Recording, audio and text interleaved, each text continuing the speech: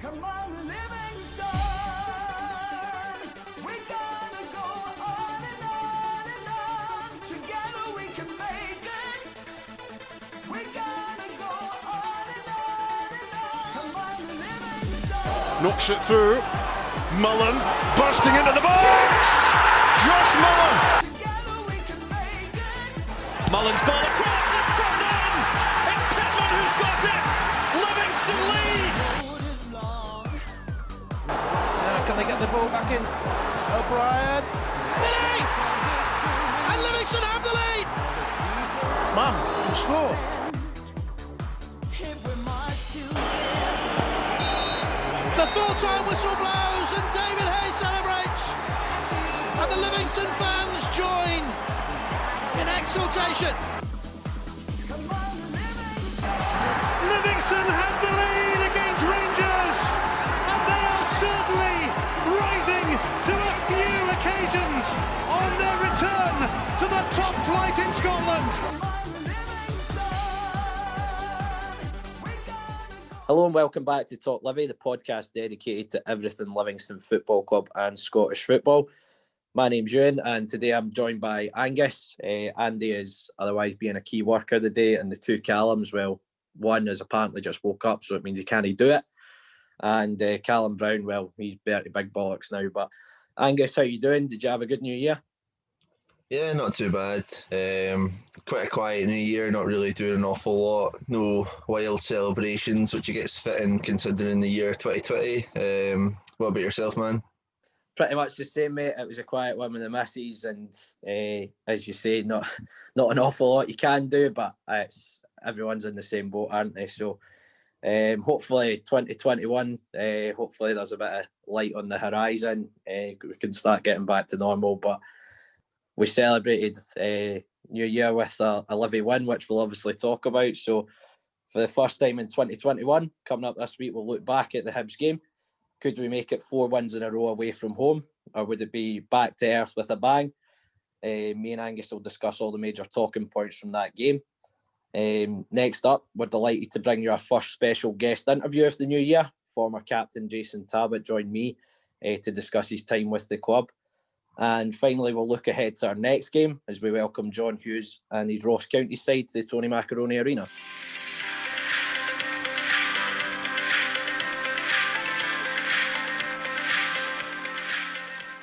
Livi travelled to Hibs at the weekend to start a pretty hectic run of games with 11 in 5 weeks. For the first time in the club's history, could we make it 5 wins in a row in the top flight? Could we win at Easter Road for the first time since 2005? Yes. Yes, we could. A fantastic display by the Lions saw us 2 up inside 20 minutes. An early second half goal secured the points in a dominant display by Livi. So that just leaves one question. Are we going to catch Rangers? I think Rangers might be a bit out of reach, but I think John Ward was talking. I think he posted something yesterday. Celtic are in our sights now, so we could at least try and go for the Champions League places. But on a serious note, it was a terrific display away from home. I think we've really started to get the knack of how to play games away from home in this recent run of form, and kind of touched on it last week. I thought I expected more from Hibs, to be honest. I thought they were going to, kind of touched on how I think they've sacrificed a bit of flair to kind of make themselves a bit harder to break down. But Davey spoke after the game yesterday saying how he had a game plan. The centre halves played really high and we were going to try and exploit the space in behind. And certainly for 2 of the goals, that was really evident. The first goal, it's well won by Bartley in the middle of the park. It's almost a role reversal of the winner against St Johnstone, and it's Robbo supplying Mullen with that ball round the corner, and it's a fantastic finish by Josh. It's one of those ones when you're playing 5-a-sides, if you hit a ball as clean as that, you're absolutely buzzing with it. It was a great strike by Josh, and Josh could have helped himself to another couple first half quite easily. There was a good save by Barnes, and he put one just past the post on his left foot. But we looked, despite maybe sacrificing a bit of possession throughout the game, I still thought we were in complete control of the game at all times. And we got the second goal. to be honest, we've touched on Hanlon and Porteous at centre half for Hibs on podcast previously, and you can get change out of them, and the defending was pretty comical from a Hibs point of view, but at the end of the day we kept the ball alive, and John swept it home brilliantly. Again, looked really comfortable, could have added another couple before half time. Second half, it's route one, as route one gets. Clearance by John up the park, but what Robbo does to keep that alive himself up against the two centre halves is absolutely fantastic. The little chop in the middle of the box, and then pokes it through Barnes' legs for the third. And again, we just looked like we could go and grab another couple. I think Holt had a brilliant chance, which he, kind of poor effort on goal, but overall it was like the perfect away display. We gave Hibs very little in terms of clear-cut chances. I think it really took until Porteous had a header in stoppage time was the only real threat that we had in the game from them. And I think Davy Martindale's really proven since taking the job. He's very tactically astute. We've seen it. The St Johnstone game, he tweaked our shape. Ross County, he tweaked our shape. Changed the shape for the game against Kilmarnock, and he's obviously had a look at Hibs and tried to exploit weaknesses in the team, and it's worked an absolute treat. But it was a stunning display all round. Yeah, I think you've summed it up pretty perfectly. Going to Hibs, you see that there. We've not won there since 2005. Nobody would have expected us to have gone there and been so dominant. And people are going to look at that 3-0 result and they're going to be shocked. And if they actually look at the game, they're going to be shocked that it was only 3-0 because it probably should have been more. I'm really beaming with pride at how we played yesterday because I can't think of many performances quite like it in like recent years. And that says a lot considering how much joy we have had. The only thing I can really compare it to is that game against Hearts where we won 5-0. We were completely on top in all aspects, and Martindale and the players deserve huge credit for it. Yeah, as you said about Hibs, like they should be doing more. This isn't us beating Hamilton 3-4-0. This isn't us doing it against Ross County. We've played the fourth best team in the country, and we've absolutely wiped the floor with them in their own backyard. And yeah, from minute one, we didn't give them a single second of time. Something that have been a common factor with Hibs in recent years is the fact that people have called them too lightweight. We've obviously talked a lot about like how the loss of Marvin Bartley for them has made them a wee bit soft, and all those same criticisms were completely apparent at the game yesterday. From minute one, we were up for a scrap, and I don't think they were. I think they were a wee bit taken aback by it. Mallon and Newell, two players were kind of more creative. They went hiding, and with our players, sure, we're like very, very energetic and wanting to like take the game to them, but we had that quality as well. It wasn't like we were just going there to stop them. We were going there stopping them, and then we're bouncing, we're attacking. And we got a reward from it very, very quickly. As you said, the defending for some of the goals is pretty comical, but you've got to put the pressure on these kind of players and be good enough to like punish it in the end. And the first goal is absolutely superb it's a great finish by Mullen. As you said, it was a role reversal from the goal against St Johnstone, and it's just so clever. You see Robinson look over his shoulder, lovely volley over the back line. Lewis Stevenson nowhere near Josh Mullen, and as you said, couldn't hit it any sweeter. Second one, we were pressing and we won a corner kick. I think it's Kieran Brown who goes up for the ball. I think it's the goalkeeper and two defenders. None of them can get it. Bounces to Guthrie, and what's that, his sixth goal this season?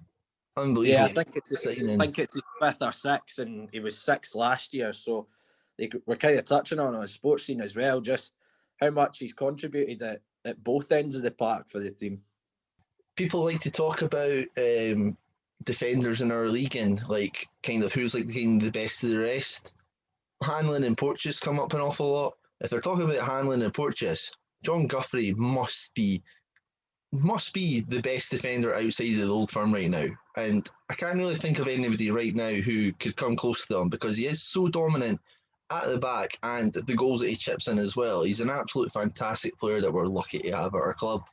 And then that pressure we kept up till half time, we're okay, probably expecting a wee bit of a bounce from Hibs to come out to their own backyard. Jack Ross will surely have given them a rollicking.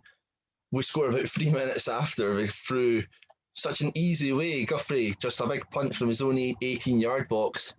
Porteous does the biggest crime as a defender and lets the ball bounce. Robinson keeps harrying and hassling. Robinson has no right to score from that situation. But as you see, Paul Hanlon, too lightweight, dangling feet. Porteous not committed enough. Gets the ball in the right area. Nutmegs the goalkeeper. 3-0. Game over. And yeah, it just set us up to just completely dominate the game from there on as well. Yeah, you touched on Guthrie. I have to agree with you. I think there was a moment in the game yesterday where Stryjek had a poor kick when he was trying to put the ball at the park and Doidge was in, and that could have been a game-changing moment, but Guthrie got in and recovered and made the challenge as well. I thought that was quite a pivotal moment in the game, because if Hibs go and get a goal back just before half-time, it could make the second half totally different. But I thought for me, Guthrie was the standout performer yesterday in terms of how little he gave the likes of Nisbet and Doidge in our 18-yard box, and then obviously contributed at the other end. Obviously, we made a couple of changes to line up, 3 changes in total. We saw Kieran Brown coming at left back. Effie Ambrose came in as well, and Robbo went back up top. I think the more interesting ones for folk were in the back line. What were your thoughts on those changes? In all honesty, I was a little bit frightened at the aspect of Kieran Brown playing up against Martin Boyle. Brown's a kind of solid enough defender, but with Boyle's pace, I wasn't sure kind of what the thinking would have been with that, because Serrano, even McMillan would have been a much better option up against somebody who is so speedy. There was one instance in the game where I think Brown did get dragged out, and I think there might have been concern that might happen, but for the most part, yeah, he was completely solid. And I think as well, what was really encouraging to see, even though he's not played left back quite a lot this season, you could see the confidence coming through him as the game went on. There's a couple of instances in the second half where he's getting the ball, where he's running up the wing, beating players. And yeah, if he can keep on playing like that, then I think he'll win a lot more people over as playing left back, as opposed to centre half. But yeah, it definitely did come as an initial shock at first. With Effie Ambrose as well, I think people were expecting Fitzwater and Guthrie to start again. I'm guessing Fitzwater must have some sort of a niggle or something, but Effie was excellent. I feel like it's based on the performance, especially in the first half. I feel like Martindale sat Effie Ambrose down and strictly told him, anytime you get the ball, don't take any chances, just get it away. Because every single time the ball came near him in that first half, I think he kicked the ball at the stadium about 3 times. There was absolutely no nonsense from it, and it was great to watch. It was brilliant that he wasn't just dallying about giving any chances of that. Once we went 3-0 up, that's when he started bringing out the Cruyff turns and the pirouettes and starting to take the mick a wee bit. But yeah, that was fine. It was 3-0 and we were enjoying ourselves. But yeah, couldn't ask for much more from him than just doing the dirty work, to be honest.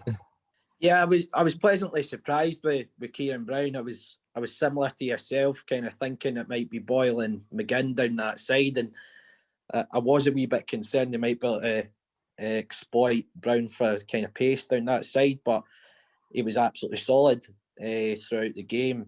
I think Kieran Brown's just one of these defenders. He just keeps things simple and clears his lines when he's meant to. And I think after a kind of shaky start to the season and he was coming in and out the team, kind of struggling with injuries, I think the last few games where he's came in, talked about the Ross County game, he came in when we tweaked our shape and stuff like that, and he started to look like the player that we brought in last January again. With Effie, I agree. I think Davey has obviously made it abundantly clear he wants them to keep things very, very simple. And I thought, similar to when he made his debut last year at Easter Road, I thought he absolutely strolled through the game as a result of it. And, you know, always kind of thought Effie Ambrose, it's going to be difficult to kind of drive that aspect of his game out where he wants to take risks on the ball. I just thought it was one of those things we would need to just become accustomed to. But, you know, when he does keep it very simple, he was very effective. And was a bit concerned when I saw those two changes, but it just shows you the confidence that's flowing through the squad just now, that they were able to come in and, you know, the team didn't look any weaker over the course of the game as a result of that as well. As we said, it's our first win there since 2005. Davy Martindale was talking about going even back to the League Cup quarter-final a few years back, that we tend to go to Easter Road and play really well. What were your thoughts on Hibs? Because, as I say, like, a lot of my pals who are Hibs fans keep talking that they're not impressed with them under Jack Ross, etc. Yet they're sitting fourth in the league. But when you look at that performance compared to the game at the start of the season, it's like two different teams we've played. Yeah, I think when you look at their positioning just on paper, you're looking at them and you're maybe similar to like what Aberdeen fans are like now. You look where they're sitting and you start thinking to yourself, like, what are you on about? That's ridiculous. But as we talked last week in the preview to this game, Hibs are really, really up and down. And it's only 3 games they've won at home this season. The last time that they won back-to-back home games was back in the 2018-19 season, which is absolutely incredible for a team who's supposed to be top 5 biggest clubs in the country, one of the biggest budgets as well. So it was very, very surprising. Like, there's no way Hibs should be losing 3-0 to a team like Livingston, and that's no disrespect to us. There's no way a team like Hibs should be getting that pasted at home. But yeah, they just sort of, we talked about just earlier there about how it was like the Hibs of old where they were weak, they were frail, and they just didn't seem up to it whatsoever. Even like Nisbet and Doidge, they didn't get anything to them. The midfield completely passive, and then when you've got Porteous and Hanlon, just, yeah, I'm really quite struggling to think, because I'm quite baffled of how poor they were, how off the pace they have been. I know they lost to Ross County prior to us, but I didn't think that they would be nearly this poor. What were your thoughts as well? Yeah, just as you kind of touched on that, I always feel relatively confident going to play Hibs, because I think, you know, as good as they can normally be kind of attacking wise, they have some good players on the ball in terms of the middle of the park. Always just think they're frail, and the kind of spine of their team you can really get at. And I did think that was something Jack Ross had addressed, but I think tactically yesterday, I think again, I go back to, you know, Davey tweaked the shape at Kilmarnock, because we mentioned it on the podcast, kind of winning that midfield battle was always going to be kind of key. And I think he stuck with the 3 centre midfielders and Bartley, Sibbald and Holt for that reason as well, to give us that real bite in the middle of the park and aggressiveness in the middle of the park. And I think it paid dividends. You know, as I say, we kind of sacrificed a bit of possession. I think Hibs had over 60% of the ball, but despite having 60% of the ball, we always looked in complete and utter control of the game. And I think the tweak in shape really benefited us yesterday. Kind of going on to where we're sitting now. So we're now sitting 5th, 27 points, 10 points above Ross County, who are bottom of the table. Davy Martindale's talking about we've got to really aim for top 6 now. What are your thoughts? Are you still looking over the shoulder? Are you looking to try and catch the teams above? I think it's got to be a wee bit of both. This season, there hasn't been, like in recent ones, there hasn't been a team who's kind of drifting at the bottom. 10 points only between us and Ross County. It really isn't that much.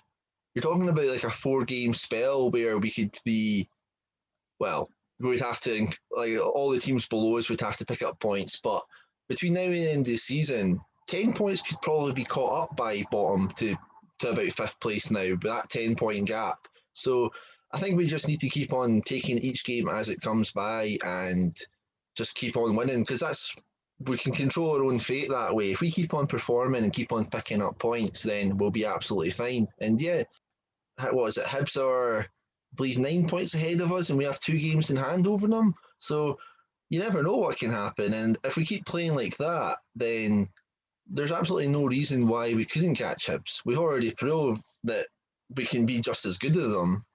And especially the way that we're playing away from home now. The last couple of seasons, we would have looked at away games and been like, oh, anything's a bonus. We just absolutely tanked the 4th best team in the country. There's no reason why we should fear, obviously apart from the Old Firm, but there's no reason why we should fear going to Aberdeen. No reason why we should fear going to even places like St Mirren and that, teams who are like doing relatively well.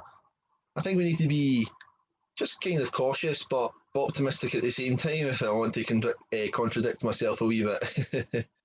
I get criticised for being negative, but I always say 10th place and above is a successful season. But as you kind of mentioned, the way the league's set up this year, you've not got a team that's really cut adrift, and I think you're only ever a couple of bad results away this season from potentially being dragged back into that kind of mix. So I think, again, another one I always think, if you can get 10 wins on the board and then kind of your draws here and there, it should see you clear of kind of being in the mix to even be in the playoffs. I think 35 points has typically been enough. So we're 8 points off that just now. We, kind of touched on it in the intro there, that we've got 11 games in 5 weeks, so there's plenty of points up for grab across that. But yeah, it was certainly a very successful afternoon at Easter Road. Hopefully we can carry that form into the Ross County game, which we'll cover later on.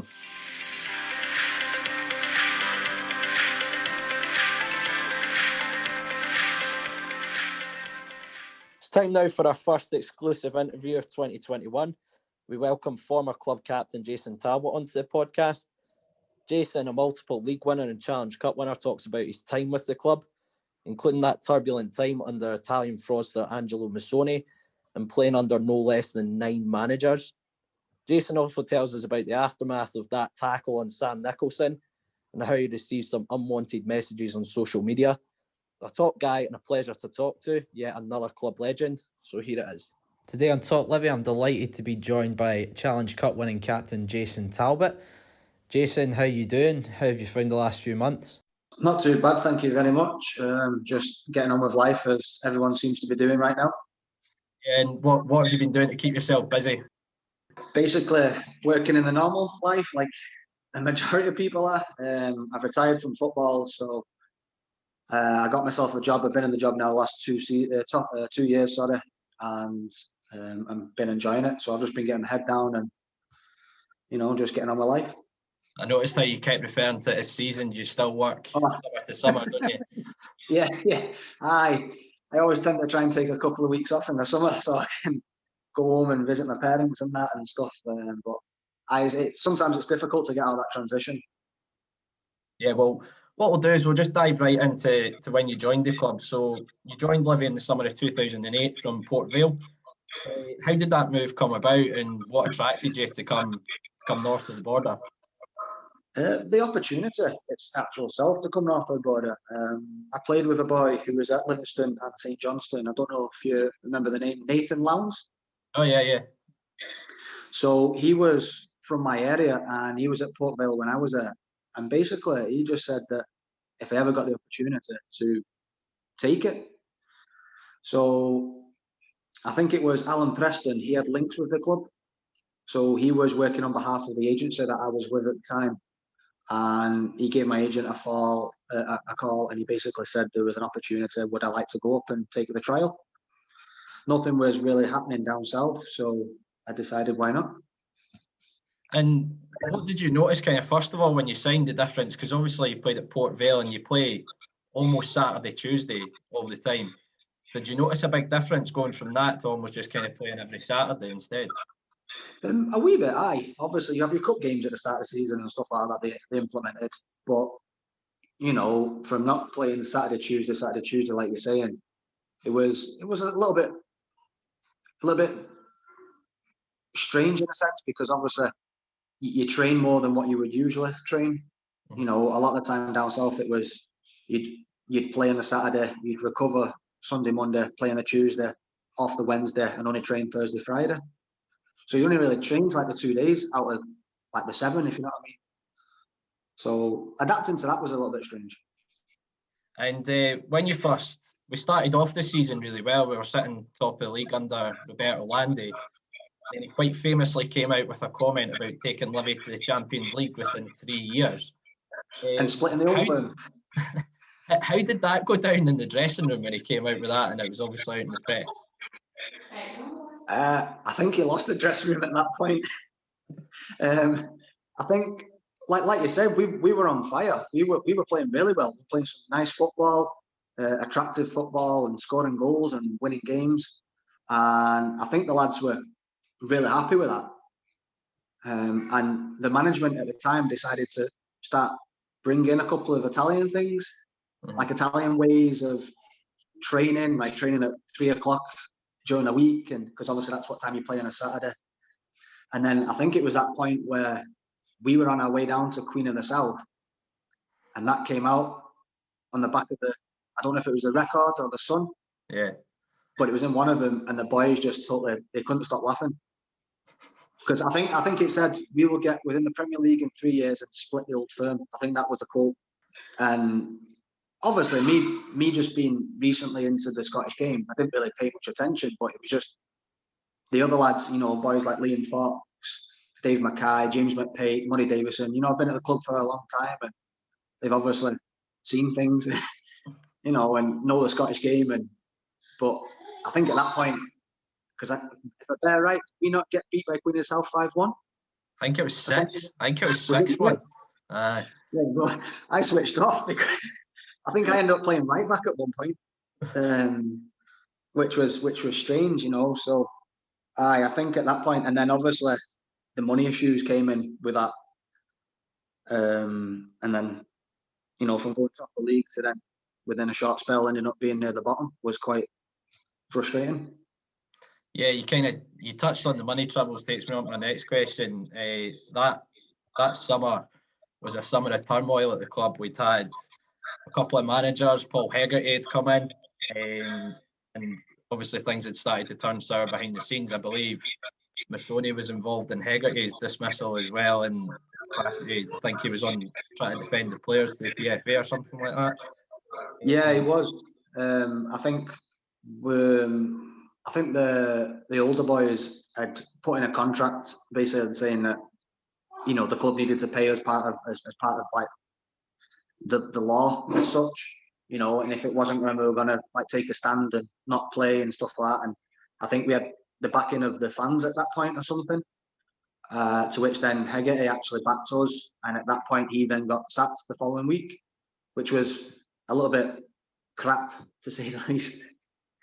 Because he stabilised it quite a bit when he came in and took the job, and obviously finished the season. Davy Hay kind of took the reins for the last couple of games. But what was that summer like as a player? Because there were so many rumours going about with Massone, things like he'd ran up $2,000 at parking tickets on the club car, and just absolute mad things that were coming out in the press all the time. What was it like as a player? Oh, unbelievable! I've never experienced it. And me being a young lad at the time, I was only 23, usually getting paid weekly to then getting, when it came up here, it was monthly. So that in itself was strange. And then to not get paid at the end of every month and then not get paid at all. And then obviously the troubles during the summer with administration and stuff, that was really, really daunting.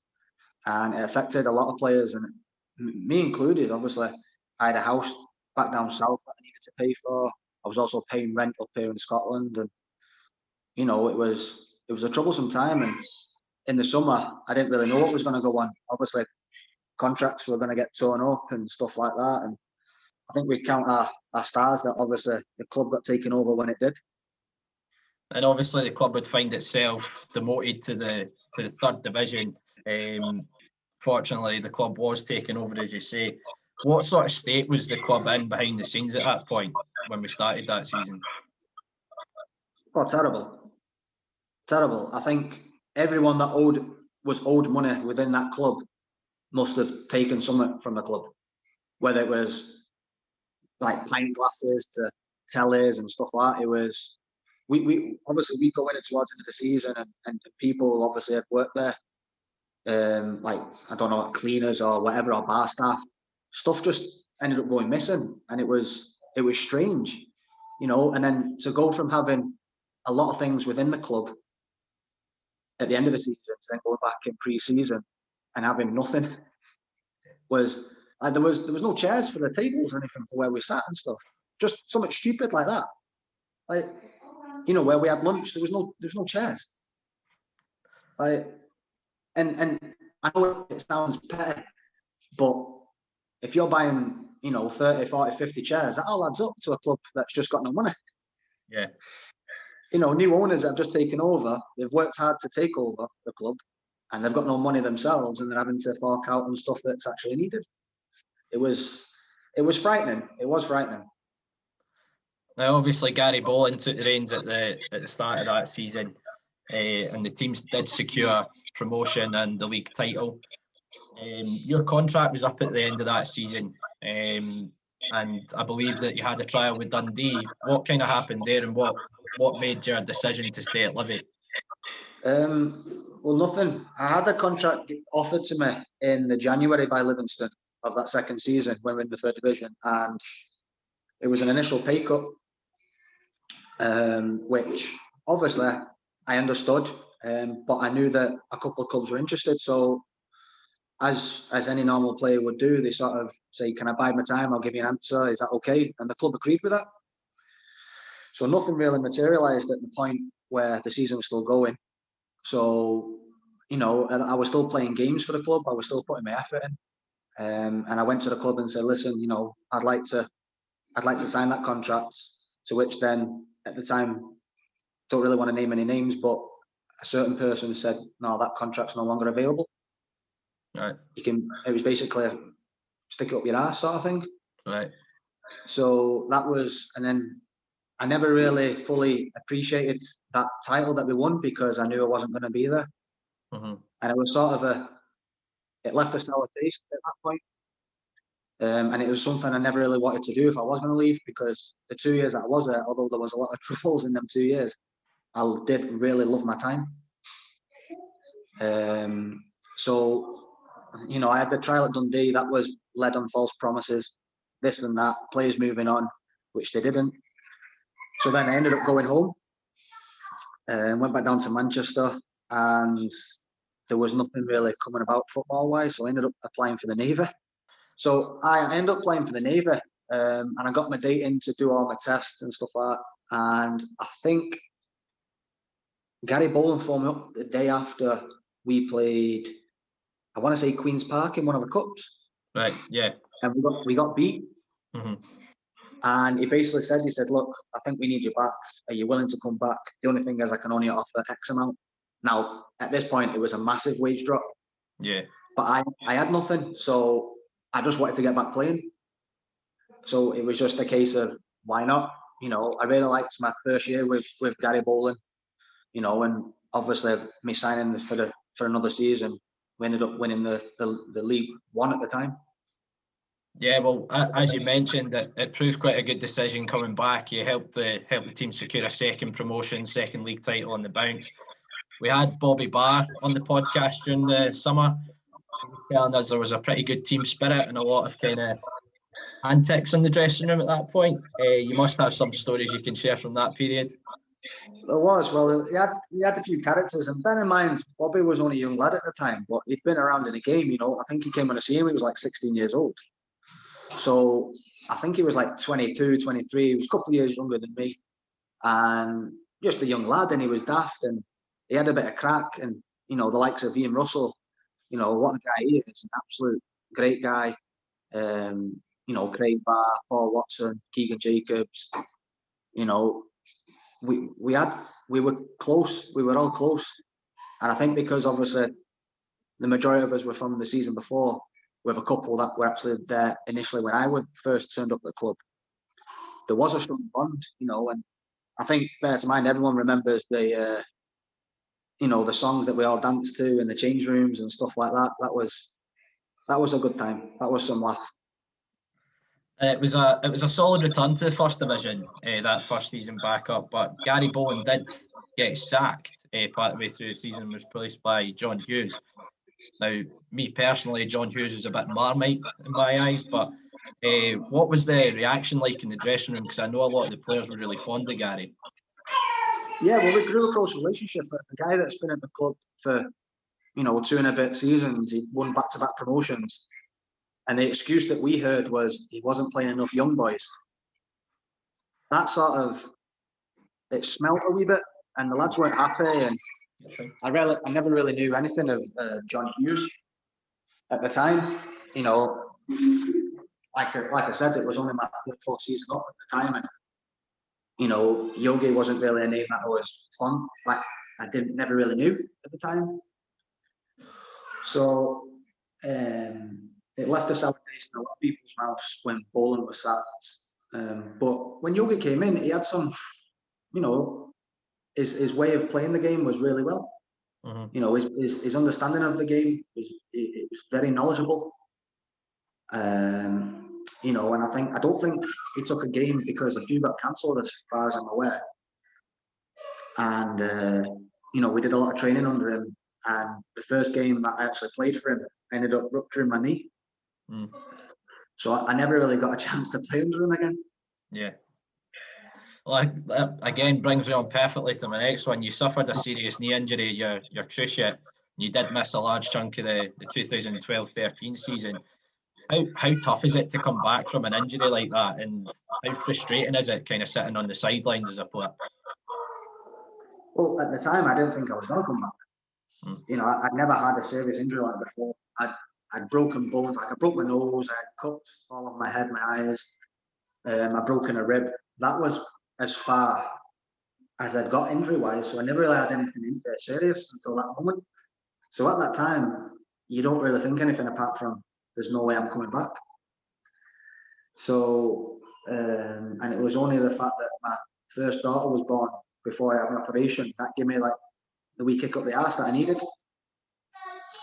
And that put me on a track to where basically I ended up getting back to being full fitness. I was back within 7 months. I had the operation in May and I was back training on Christmas Eve. So it was a quick turnaround, and I was really impressed with the way that not only the effort that myself put in, but the people around me. I can't take all the credit myself. I give a lot to Andy McKenzie, the physio, and Cheb. They put some real time and effort into me and helped me along the way. It wasn't just a one-man band. There was a lot of people in that dressing room who helped me along the way. Yeah, and Andy and Cheb are still present at the club to this day as well. You did recover from that injury and re-established yourself in the team on another solid campaign the following season. But typical of your time at the club, your final season certainly wasn't dull. You've obviously been involved in promotion winning sides at the club. How different is the mood when it's flipped round and you're fighting against relegation? It's tough because it's not as if it wasn't a lack of effort from the boys. I think certain factors contributed. The fact that we lost, in my eyes, was a relatively decent centre half at the time. In Simon Menton, I rightly had a mistake in him, but he was experienced and he helped the younger lads. And I think obviously am I right in saying we got a point deduction as well? Yeah. No. So that doesn't help mentally for a lot of guys, because your back's against the walls, and especially lads who are just up and coming and they've never really played in the man's game before. Now, Ben, this was my 7th season with Livingston. Yep. And also I think it was my ninth attempt full-time season. So by this point, I've been around for a wee bit, so I understood the game a lot more. And I tried to take it upon myself, along with Burton O'Brien, Keegan, obviously, been there for a number of years, and Kyle, we had to try and help these young lads and these lads who had never been in a struggle before. Yeah. It was tough, but like you seen, we got through it. Yeah, it was alongside the points deduction, as you mentioned. Mark Birchall replaced John McGlynn. We did have that glimmer of hope, which was a run in the Petrofac Cup. We robbed a 4-0 win against Alloa in the final. You were obviously club captain at that point, so got to lift the trophy. That must have been one of the highlights in your career, would you say? Aye, I think that was the most proud and the best honour I've received. You know, being a club captain at the time was an achievement in itself. I never really found myself as a natural leader. It's something I've had to adapt to over the years. And I think with age, it comes to a lot of us. You know, the older you get, the more wise you get, the more things you. Although I did do stupid things at times, but that was part and parcel of my game. Like I've always said, I've never intentionally gone out to hurt anyone. That's not who I am. And I think if you ask people when I'm off the field, I'm a totally different character than I am on the field. So, you know, to go for, like I said, if you take that away from my overall career, I think lifting the trophy for Livingston at that point, although it was to a lot of people's eyes only a small trophy, it's still a trophy that the club have won. I remember chatting to Burton O'Brien about it, and obviously he'd won the League Cup with the club as well. And I was a lot younger when we won the League Cup. I would only been, 11, 12, and you don't really appreciate how big it is for a club of our size to win a trophy. Oh no, I'd never won a trophy before, apart from the 2 league titles. But that's different because obviously that's over a season. Where a cup trophy is, that's a knockout, so you have to perform on that day. And I think we rode our luck against Stranraer in the semi-final. I know we won on penalties, but we could have quite easily got beaten that day. Just with the way the club was heading at the time and the way the boys were trying ever so hard, and things just weren't going. It just felt like everything was against us. And I think over the years, especially the time that I was there, I kind of felt that Livingston was one of the clubs where they were hated by a lot of clubs and also officials. I might get in trouble for saying this, but more so the SFA. I don't know, I kind of felt you were being punished a lot more than other clubs were. I agree with you as a fan. It does feel like folks seem to have it in for us all the time, but it's what makes it more enjoyable when we win games and stuff like that. Exactly, and do you know what? At this moment in time, obviously I've stepped away from the game, but I do have soft spots. Obviously, for Livingston is my biggest soft spot, and Dunfermline. They're my 2 teams up here now, and I couldn't be more proud of the club where it is now than when I was playing, because we worked hard, but I think to actually get in the Premier League and stay in the Premier League as it is now, the club's done something really well. Yeah, I have to say it is remarkable seeing where the club is these days, having, as you say, kind of your journey with the club. When I was growing up, that was the journey kind of went on as a fan as well. That season after lifting the Challenge Cup, we did go on to perform the Great Escape as well under Mark Birchall, staying up on the final day of the season with a 1-0 win against Queen of the South. How big a catalyst was that Challenge Cup final in terms of that run of form at the end of the season? I think that put us in good stead, I think, I can't remember the results leading up to the final, but I think after the final, was it not 1-6 out of 8 or something like that? Yeah, it was something. I think the only game we lost was at home to Hibs. I think that was the only game we lost in that running. And I think, if I can remember rightly, I think we actually performed really well that game. So it wasn't a case of, just down in tools and, we've won a trophy, but we'll get relegated anyway. We wanted to prove that as players, as a collective and individuals, that we were good enough. Yeah. It was only after everything happened at the end of the season, that things started to come to light about more money troubles and stuff like that. It didn't take any shine off what we achieved. It took the shine off what the club had achieved. in a sense, not what the lads had achieved at that moment, if you know what I mean. No, I totally understand. And during your time at the club, you've mentioned it yourself. You were a tough tackling fullback. One tackle that springs to mind, I'm sure you'll probably know where I'm going with this, is the Sam Nicholson one. And by the way, I maintain you still won the ball. But do you feel that players like yourself are kind of fading away from the game because compliance officers, VAR, things like that? Do you feel like players like yourself, that kind of tough tackling fullback, is kind of fading out the game? Most definitely, I couldn't agree with you more. I think the way the game's going on a whole is, in a sense, it's getting better, as in the quality and the pace of the game overall is a lot more quicker and technical than when I first entered the man's game. But we've become a nation, not just a nation, I think a world perspective of, oh, you can't really do that. Oh, we've lost that ability of having like a tough man's game. I say to everyone that asks me, about this, about that. Well, I'm not gonna lie to you. I grew up on 70s, 80s football. I watched videos when I was a young lad of, Liverpool in the 70s and 80s and how they played. Like, look at Graham Souness. You think he ever give two monkeys about what he did on a pitch? Absolutely not at all. And he was classed as at the time, one of the world's greatest players. Now, all right, he was probably gifted, but he loved the challenge. He wouldn't back out. But you didn't see the guys taking the hit, roll around and cry. They got straight back up, and they would give just as much as they got.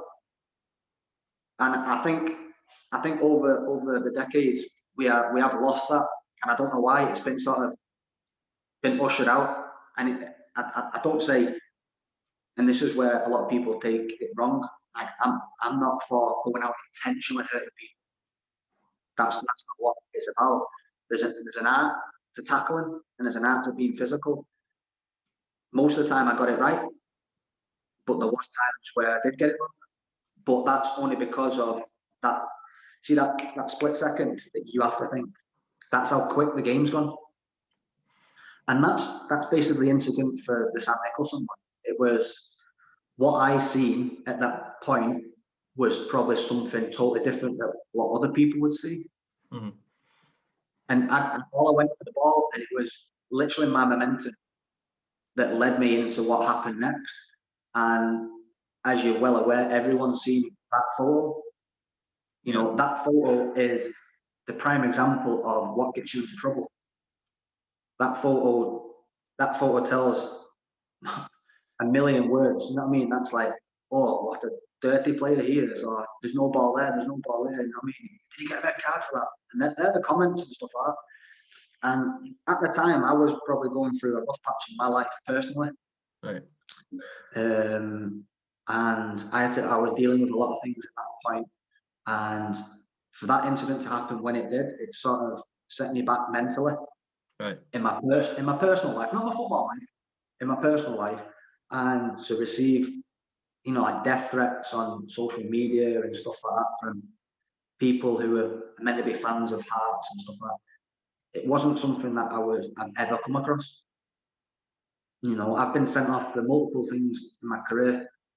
It's part and parcel of the game, but not once have I had any sort of social media hate up until that point. And that's something where that needs to be eradicated. Yeah, I couldn't agree more, Jason. I think you're entitled for your opinion, but if it gets to a point where it becomes actual abuse and it becomes directed abuse, I think that's the point where we as a whole, players, fans, government, whoever, have to say, let's take a stand. That's not right. Just like what we're doing with the Black Lives Matter at the moment. At some point there has to be a stand. Yeah. And it's not as if I was getting paid thousands and thousands a week, where I can just go, I can shrug it off. That people have got to understand at the level that even at Livingston, when they're in the Premier League now, You know, the boys are not getting thousands and thousands a week. They're earning money that you can go and earn on the street and do a normal job.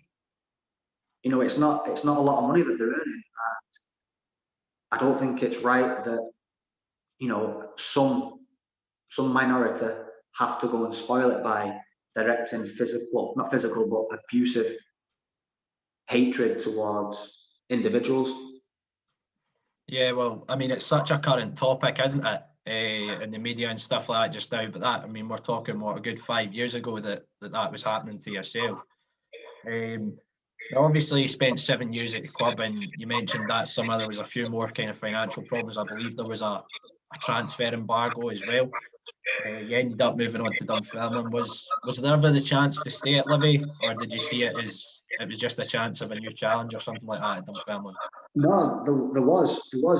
Matt Birchall offered me a contract, and he offered the majority of us. I think I'm right in saying he offered Burton one, Keegan one, Kyle one.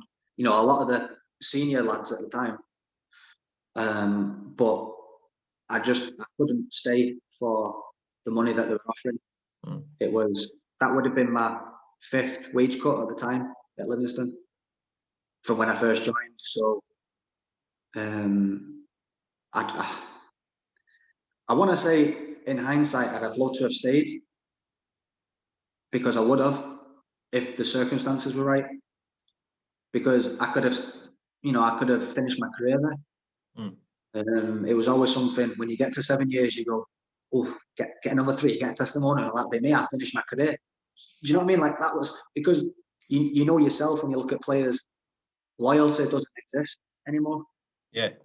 You know, it's just same with coaches and managers. It's like cattle in a sense. We're just treated like cattle. It's like in, out, and you know, it was disappointing at the time. I wanted to stay.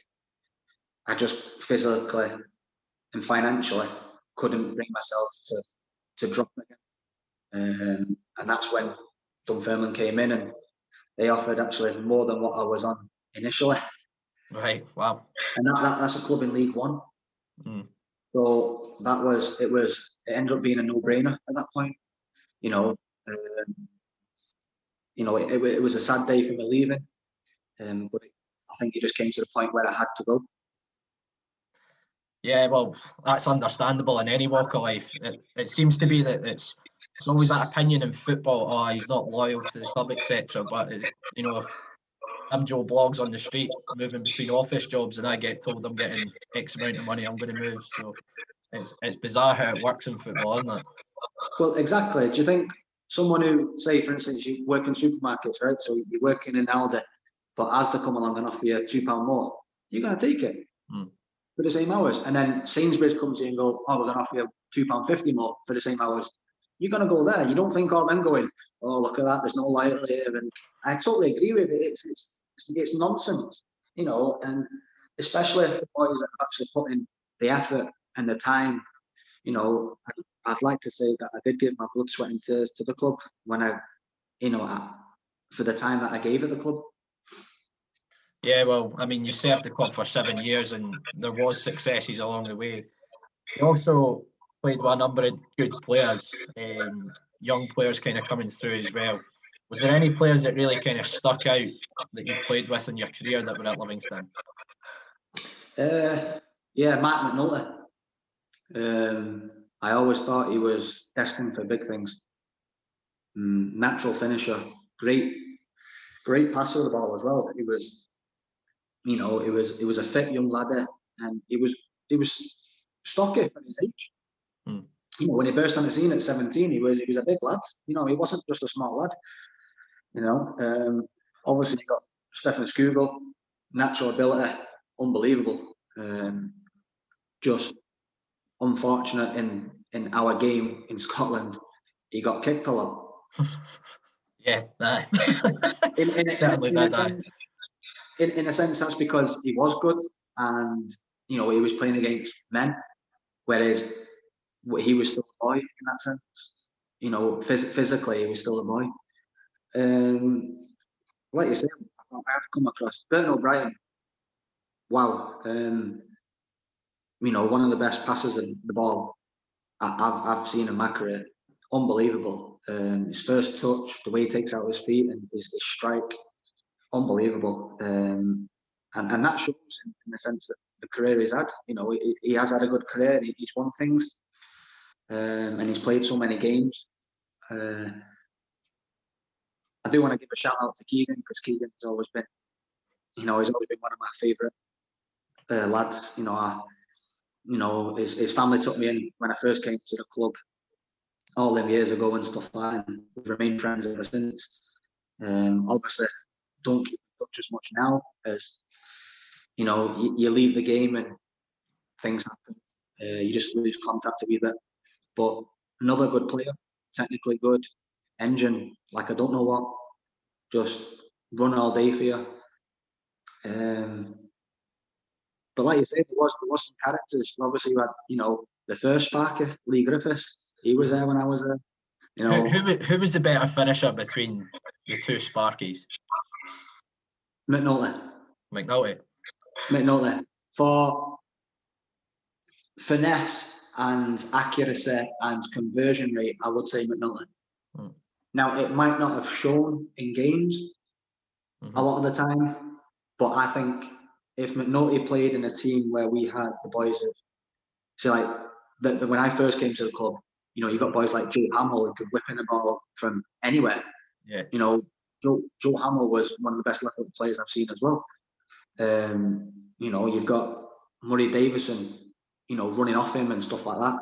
I think he would have done a lot better at the club than the time he actually came through. And that's what I'm saying. Dave Mackay, wow, what a servant to the club and what a servant to the actual game he's been. Another player that has gone unrecognised in my eyes. I mean, you've ran off a list of some of my favourite players that I've ever seen kind of play for Livi there. Likes of Scoogle, always. I don't think I've seen a player come through our academy that I was just impressed with so instantly, and that includes the likes of Snodgrass and everything like that as well. There was a few changes in manager when you were at the club over 7 years. I think it was 9 permanent managers you had over the period. Is there one that really sticks out over your time there that you really enjoyed working under? I think initially, Roberto Landa, he helped me a lot. When I first come to the club, I was just your typical fullback who never went past the halfway. So he actually, although it was never my strongest point of my game, I was always quite adamant that I was the best defender in the league, regardless of who was in the league. It took a lot to get past me, sort of thing, and I was quite proud of that. But going forward, I always felt I could do more, and that was something I worked on over the years. From that first year I came up, he helped me in a sense, because obviously he just taught me how to see things by taking a good first touch. Yeah, that was something that I always took away from the game, and that became more so as I got older. Start to lose your legs. It's imperative that you actually have a good first touch. I think Gary Boland, I had a good relationship with him. I think the fact that he was a similar fullback to what I was. Yeah, left back as well, wasn't he? Yeah, so I think we struck up a great relationship. One that did surprise me, who I struck up a great relationship with, was actually John McGlynn. Right. Now, obviously, his time at Wraith, everyone knew Wraith at the time as just, it's a long ball tactic. Now, we were a club where we like to pass the ball. Yep. Always have been. I know we brought in big strikers like Kenny Dusher and Armandoni and players like that, and Jim Hamilton, for instance, but that wasn't just because we played long ball. We did like to pass the ball as well. Yeah. So at the time when he first took over, and I was like, oh no, we're just going to go route one all the time. That's going to bypass the players that we had in midfield. He had like Burton O'Brien, Keegan Jacobs, Kyle, Scoogs, other players that in and around that area. And then he took training. He came in the change room and he explained his philosophy. And I think 90% of that change room changed their mind initially from what they actually thought, me included. Yeah. And I was like, wow, I'm impressed. Yeah, he doesn't always come across as the cheeriest, happy-go-lucky sort of person, John McGlynn, but I'm led to believe he's a very good coach and stuff like that. Oh, he was brilliant, and the way he got the lads energized, and his video presentations were so on point. They were second to none. He had he was a guy that loved football. He ate it, slept it, dreamt it. The lot. He was football daft, and that's why he's still in management, and that's why he's been in a coaching role, in like scouting roles and stuff like that. His knowledge is unbelievable. I can't really say any more on the man. Well, obviously you've mentioned how you've retired from the game. Did you ever fancy going into management or coaching or anything like that? Did that ever cross your mind when you retired? Not when I retired, no. When I was younger, I always thought about it. I thought it would be the natural progression, and then when you get to like 27, 28, 29, you're going, oh, I don't know. And it wasn't until I went to Dunfermline, and I'm just going, now, my 3 years at Dunfermline, I had a steady manager. We had Alan Johnson. But it was other clubs around me. Yeah. In the same league, and manager was getting sacked left, right, and centre, and that just made my mind up instantly. I'm going, I've had to fight near enough year after year for contracts playing. I might even get that year as a manager or a coach. Surely your period at Livi would have put you off management with the number of managers you had. Well, that in its sense, but I never. That's what I'm saying. I never really took it upon myself to go, oh no. It was only like my last 3 seasons basically, and I was just like, I can't put myself through it. And fair play to the ones that do. It's amazing how many coaches still actually go through the whole process, and how many that Scotland actually develop. I think Scotland produces a lot more based on the numbers we have in Scotland. I think we actually, get more FA creditable coaches than anybody else, or UEFA or whatever it comes under and stuff like that. So in a sense, it's something that Scotland should be proud of. Well, Jason, that's all the questions I've got for you. But thank you so much for coming on. I've really enjoyed that chat with you. Obviously, I'm sure Livi fans will be looking forward to hearing it as the legend at the club for the spell that you had. But thanks so much for coming on, and best of luck with everything that you do in the future as well. No problem at all. It's been a pleasure talking to yourself.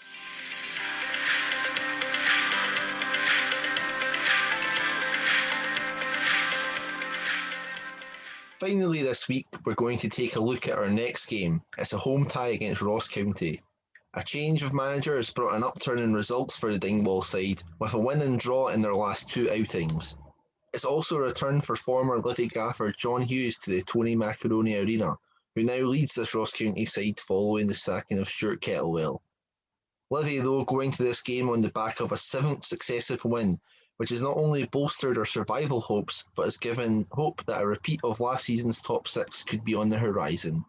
Another huge game, one that can't be taken lightly though. How do we see this going? Yeah, I think it's going to be a slightly different game to the cup tie. In terms, a cup tie is a cup tie. It's a one-off game. So I think Ross County may come with a bit more of a game plan than kind of going for the tie the same way as they did in the quarter-final game. But kind of watched a few of the highlights of their game with St Johnstone, and you can already see the John Hughes philosophy kind of coming across with the penalty that they conceded, and kind of wanting to play out from the back. Cole Donaldson playing in an area which, you just really shouldn't at times. And I think that is something, the way that we are playing just now, kind of that pressing from the front with either Robbo or Paplatnik maybe up top. I think it's something we can really exploit, and we can catch them on the ball and force them into some mistakes. But I think they have had a little upturn in results. They kept it quite compact at Celtic Park, only losing kind of 2-0, and then obviously going to Easter Road like ourselves and winning over the festive period was a very good result for them. And so I do think it's going to be a slightly different prospect, but there's absolutely nothing to fear with Ross County. I think, I touch on it all the time. Going back to that game we won 4-1 up there last season, if you get balls into their box, they're not comfortable defending their box. And the way Josh Mullin's playing just now, his delivery could cause absolute havoc. And I think we've definitely got more than enough to go and get a result. But I do think there is a bit of a threat from Ross County. I think, there's still that with a new manager, there's that kind of element of unknown quantity. But with John Hughes, it's so obvious the way he wants his teams to play that I think there are aspects that we can almost kind of predict and how Ross County are going to set up and try and play. And I think we can try and exploit that. Yeah, got to agree with you for the most part. They're currently sitting bottom of the league, and obviously that'll mainly be down to Stuart Kettlewell, but the way that we are playing right now, I don't think that we should be overly feeding them now that much because they have John Hughes. As you said in the game against St Johnstone, you still kind of see some of the issues that they have. The last couple of seasons in the Premiership that they've been in, they're kind of notorious for their defence being either pretty solid or completely woeful. So last season, I think they conceded an average of 2 goals a game, and it's almost roughly, I think it's just under 2 goals a game this season. So it shows you if you get at Ross County, you can get joy. And as you said, that's how St Johnstone earned their penalty by forcing a mistake, essentially. But yeah, as you said, there are players to look out for. I think we might be lucky though, and Ross Stewart might be injured.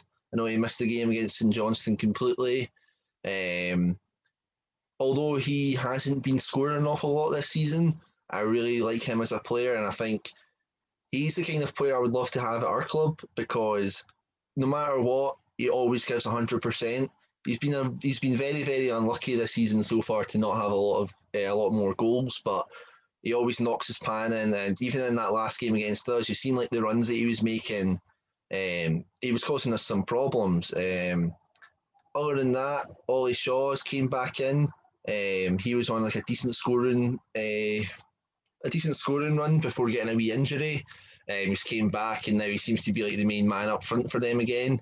He does seem to have some good quality, and yeah, we'll have to be on top to like keep him quiet. But with the way that our midfield's playing in that, I don't think that we should be worried that much. We just have to apply ourselves. I think if we go out and we play like we have in all these previous weeks, it shouldn't really be an issue for us. Ross County were closer to us probably about a month and a half ago or that, but we've really kicked on since then, and it's really important that back on our home turf for the first time in quite a while that we keep things going, and yeah, just more of the same essentially from us really. Yeah, I think it's a big opportunity. It's our first home game in a wee while. Obviously, the Aberdeen game getting called off, and looking at our run of fixtures in January, obviously we've got a double header against Celtic. We've got a game against Aberdeen, so we have some quite testing games coming up. So I think this is a good chance again to kind of try and distance ourselves from the bottom of the table. In terms of our shape and stuff like that, so the last couple of games we've almost played it's almost like a 4-3-3 with Pittman and Mullen either side of the centre forward, and they're kind of dropping in and filling in the wide areas when we don't have the ball. Do you see us tweaking our shape at all for Ross County? Obviously, we did that second half in the cup tie, going to 3 at the back. Do you see any sort of changes like that happening, Angus? I only think something like that would happen is if we do the exact same, we go a couple of goals up and then change it again. From the start, I don't see any need to kind of change like the formation to like a back 5 or anything. I don't think they offer that much of a threat to do that for like the entire 90. Yeah, I think that the 4-3-3 whatever or 4-2-3-1 variation could maybe be fine. Perhaps the only change would maybe be some personnel. In a game against Ross County, we might find ourselves having a wee bit more of the ball. That might lead to one of those midfielders being changed for like Alan Forrest to come back in to add that extra kind of attacking quality if we were going to control the game a wee bit more. No idea who he would replace based on the current performances, but that may be an option for Martindale. Yeah, I think it's more personnel rather than formation change. But the way that we've been playing and the way that the squad has as well, you talked about how Effie Ambrose and Kieran Brown have came into the squad there. You wouldn't think they'd been sitting out for the last few weeks with the way they've been playing. So I think we should be confident either way. Do you see any need to change anything for the game? Tell you what, it gives Davy a headache, doesn't it? Because, as you say, like the likes of Kieran Brown and Effie have come in and done really well at Easter Road. And it's difficult to go and drop players or rotate players after a performance like that. But I can see us maybe rotating because of the number of games we've got coming up. I think the next 3 or 4 weeks, we've got a midweek game each week. Yeah. Kind of leading up to the end of the month. So I can see a little bit of rotation kind of coming in. As you mentioned, maybe the likes of Alan Forrest coming in on the left-hand side. Maybe one of the centre midfielders getting a kind of breather. You know, we've got Pittman who can drop into that area as well and playing the kind of 3 centre midfielders. But, you know, there's plenty of options for Davy. And when the team's playing as well, I think it's the best headache a manager can have is struggling to put an 11 together because they're all on form. And that has been the case in recent weeks. The team's been firing on all cylinders all across the park. So, yeah, it'll be interesting to see how we set up if we maybe do alter our shape a little bit. But going on to predictions then. So there's just the two of us for predictions this week. But how do you think we'll get on against Ross County? I think I'm just trying to not get too ahead of myself.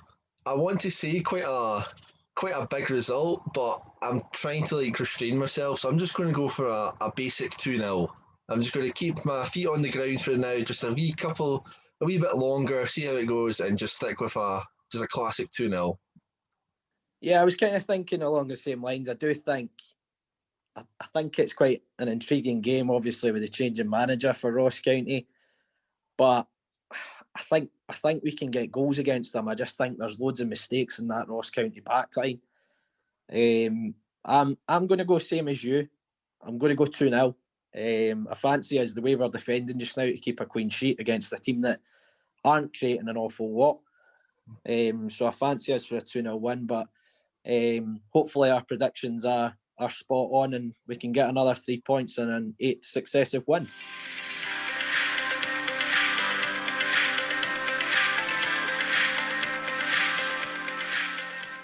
That's it for this week. What a start to the new year. A 3-0 win against Hibs, into the top 5 of the Premiership, and an exclusive interview with Jason Talbot to boot. A massive thank you to Jason for joining us. A real pleasure to talk to, and I think you'll all agree, a terrific servant to the football club. If you can, we'd love to hear your feedback. Either leave us a review on iTunes or simply message us on Twitter, Facebook or Instagram. As Angus mentioned, we are on Facebook, Twitter and Instagram. Search TalkLivi to find us, and you'll find all the links to our weekly episodes on there as well. You can also find all of our episodes, including this one, on all good podcast streaming sites, including iTunes and Spotify. We're also on YouTube, so don't forget to subscribe to the channel. If none of those options suit you though, all you have to do is head to our website, talklivipodcast.libsyn.com, where you'll find every single episode we have done over the last few years. Thanks again to you all for tuning in to our first episode of the new year. We hope you enjoyed it as much as we enjoy creating these. But for now, from Euan and myself, Happy New Year and all the very best for 2021.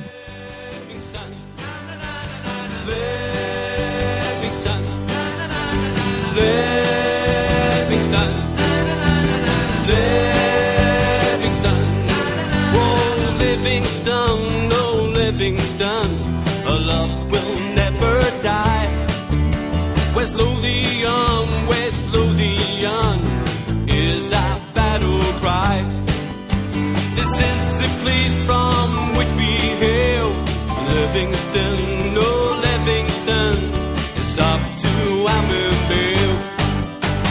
Livingston, Livingston, Livingston, oh Livingston, oh Livingston, we love it when you score. Livingston, oh Arminville Lions roar.